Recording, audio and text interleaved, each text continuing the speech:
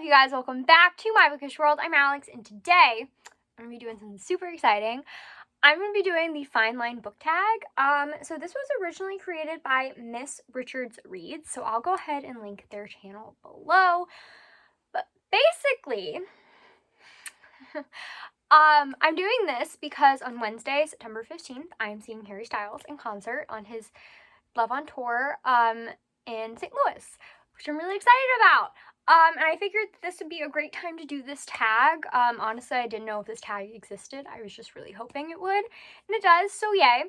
So yeah, let's get into it. Number 1, Golden, a new to your book or series, or the honeymoon phase. For this one, I'm going with The Marionettes by Katie Wismer. This is a book that I haven't read yet, but it is the first book in a series that I'm hoping to get to this month, and I've heard a lot of really good things about it. It's kind of like a paranormal-ish romance that's more like new adult.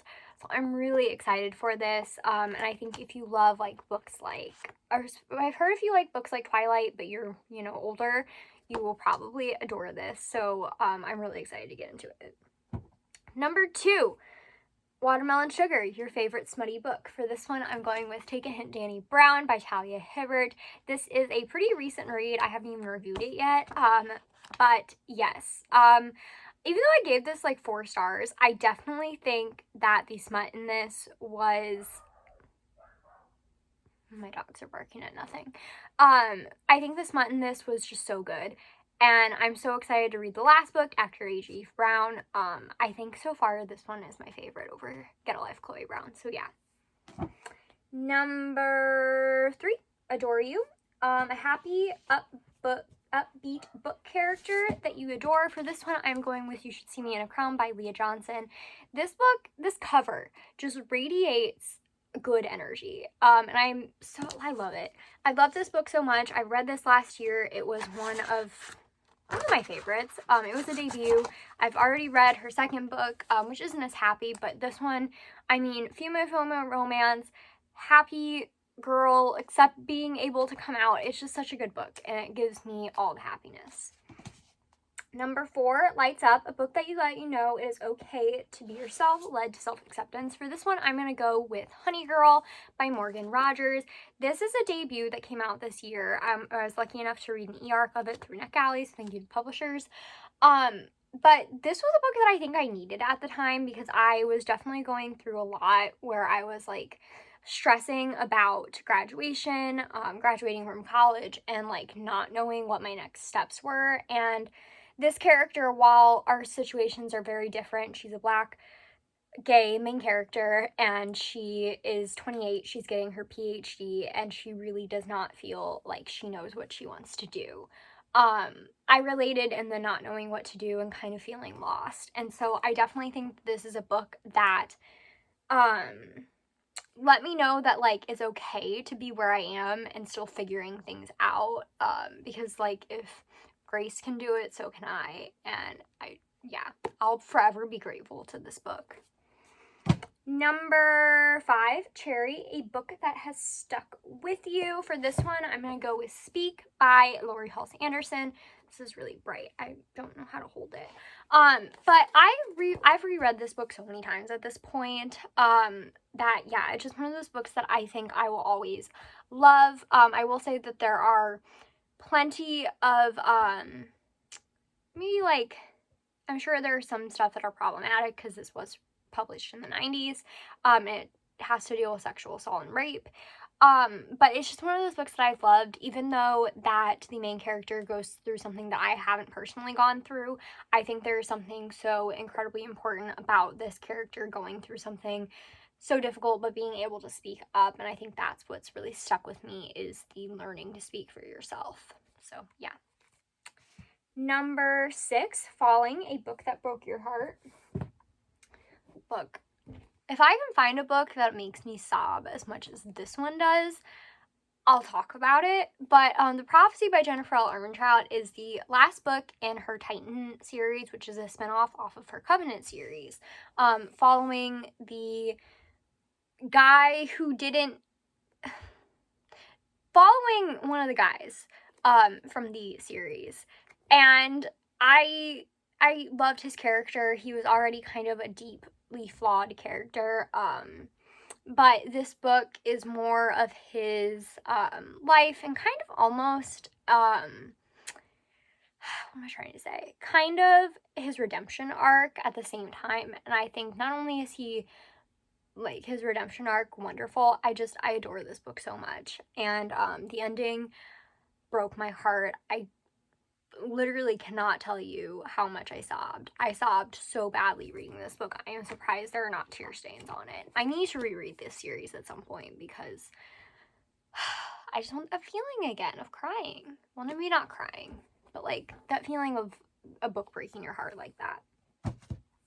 Number 7, To Be So Lonely, favorite flawed character. Look, I'm sure there are a lot of favorite flawed characters, but the first one that I thought of was Damon from the Lux series. This is Oblivion, which is like a bind-up of his point of view from a few different books, which is why I held it up. Also, the first book is like at the bottom of a stack, and I didn't feel like getting that. But anyway, so Damon, from the first book, honestly, in the first book, you really cannot stand him. He is a horrible main character, horrible love interest. He is selfish and mean and so rude. And then throughout the books, though, you really see him come out of what we see of his perceived shell, and be more himself. And while he is extremely possessive still, which is a major flaw in my book, I still think that this book, or that this character, is just flawed, but I still love them. I still love Damon so much. He's still like one of my number 1 book boyfriends, and he's an alien, so I feel like I can say that without it being weird, even though this is young adults, so yeah. Number 8, She, ideal book boyfriend, girlfriend, or significant other. For this one, are you surprised? Let me find it. I'm going with Ace from Counting Down With You. You know what? If Ace was a few years older, like legal, because this is a young adult book, I always feel weird talking about this, but literally Ace is my ideal book boyfriend if he was a few years older. Because not only is he like this bad-ish boy with a soft heart, which I fall for, but he understands Karina's anxiety so well and takes time to really help her. And not only that, but like, he buys her books. I love that. And I definitely think if I could find somebody like Ace Clyde that was my age or older, they're my ideal book boyfriend. Yeah. Number 9, Sunflower Volume 6, a book you associate with happy memories. For this one, I am going with The Lightning Thief by Rick Riordan. The entire Percy Jackson world, honestly, I just associate with happiness, even though there are some heartbreaking cliffhangers and storylines. But The Lightning Thief in particular is just one of those books that I don't think that I will ever stop loving, even though it is middle grade, and I read this when I was like 8.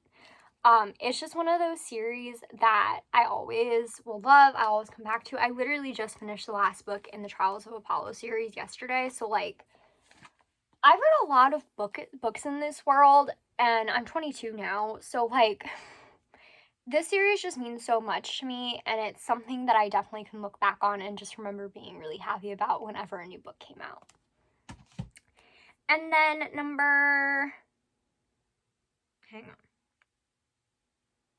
Wait, that's not the one that I was gonna pick for it. No, did I skip over one? Maybe I didn't. So that was a book that I associate with happy memories.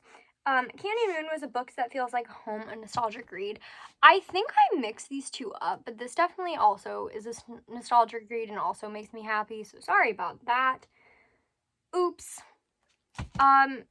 Number 11 is Treat People with Kindness, a book with an important message. For this one, I'm going to go with 7 versus the Homo Sapiens Agenda by Becky Albertalli. If you don't know what this book is about, I don't know where you've been.